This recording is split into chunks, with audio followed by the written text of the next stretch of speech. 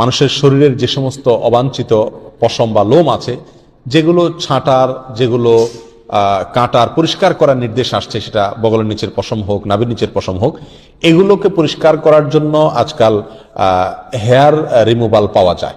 এক ধরনের আপনার ক্রিম পাওয়া যায়।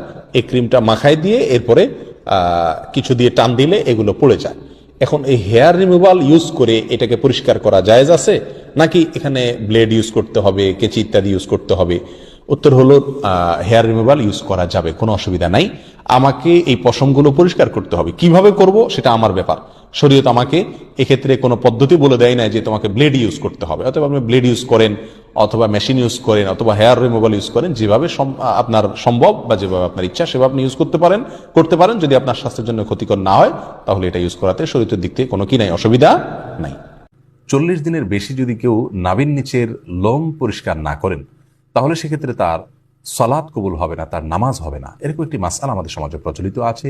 কোরআন এবং হাদিসের আলোকে এটি কতটা সঠিক আমরা সে বিষয়ে জানার চেষ্টা করব। প্রথম কথা হলো, হাত পায়ের নখ ছোট করা, গোপ ছাঁটা ছোট করা, বগল এবং নাভির নিচের পশম পরিষ্কার করা, এটাকে চেঁচে ফেলা, এটি সকল নবী রাসূলগণের প্রতি আল্লাহ রাব্বুল আলামিনের পক্ষ থেকে আরোপিত কমন একটি বিধান ছিল। সকল নবী রাসূলগণের কমন একটি সুন্নাহ ছিল, যে সুন্নাহ সকল নবী রাসূলদের জন্য প্রযোজ্য ছিল।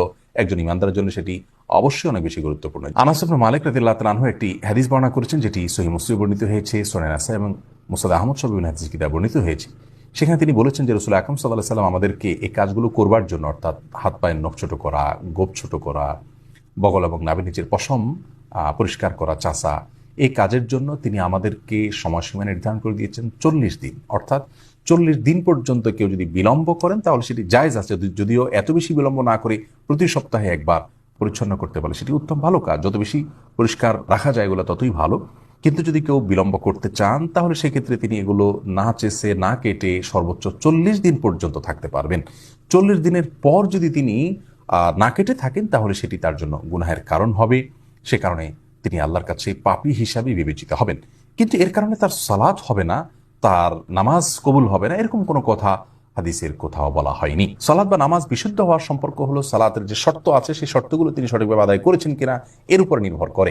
যার কারণে সালাতের শর্ত যদি সঠিকভাবে আদায় করে থাকেন, ফরজগুলো সঠিকভাবে আদায় করে থাকেন, তাহলে সালাত বিশুদ্ধ হবে। যদিও তার নাভির নিচের লোম তিনি অপরিষ্কার রাখেন, নখ বড় রাখেন, এগুলো করা সত্ত্বেও তার সালাত আদায় হয়ে যাবে। কিন্তু এগুলোকে তিনি বড় রাখবার কারণে, ছোট না করার কারণে, সময়মত না চাষবার কারণে, 40 দিনে বেশি অপরিচ্ছন্ন রাখবার কারণে তিনি একটি গুনাহে লিপ্ত হলেন, সেটি সম্পূর্ণ ভিন্ন বিষয়। আল্লাহর বলে আমাদের সকলকে সব ক্ষেত্রে রাসূল আকরাম সাল্লাল্লাহু আলাইহি ওয়াসাল্লামের সমস্ত দিক নির্দেশনাগুলোকে মেনে চলার তৌফিক দান করুন। চুল ও নখ কাটার পর তা টয়লেটে ফেললে গুনাহ হবে কিনা? ভাই তুহিন, আমাদের শরীরের চুল, নখ ইত্যাদি কেটে সেটা যদি আমরা টয়লেটে বা ওয়াশরুমে ফেলে দিই তাহলে তার কারণে গুনাহ হবে না, কিন্তু কাজটি অনুত্তম, মানে ভালো নয়। একজন মুসলিম তার শরীরের কোনো অঙ্গ প্রত্যঙ্গ, চুল, নখ ইত্যাদি এগুলো যদি কাটার প্রয়োজন হয় কেটে তিনি সেটাকে যদি কোনো মাটি ইত্যাদির নিচে পুঁতে রাখতে পারেন সেটা ভালো, উত্তম। কারণ অনেক সাহাবী থেকে এই ধরনের আমলের কথা পাওয়া যায়। কিন্তু যদি কেউ এটা করতে না পারেন, বরং ডাস্টবিনে বা অন্য কোথাও ফেলে দেন, তাহলে এই ফেলার কারণে তিনি গুনাহগার হবেন না, পাপী হিসাবে বিবেচিত হবেন না, বড়জোর উত্তম কাজ করেননি। এটি যেহেতু মানুষের শরীর, আল্লাহ রাব্বুল আলামিন মানুষকে সম্মানিত করেছেন, মর্যাদা দিয়েছেন, এই জন্য চুল, নখ এগুলো তার অঙ্গ। তো এই অঙ্গকে অসম্মানজনক জায়গায় না ফেলাটা উচিত, উত্তম। বাট যদি কেউ ফেলেন তাহলে বড় কোনো গুনাহগার হয়েছেন এমনটি বলার কোনো সুযোগ নেই।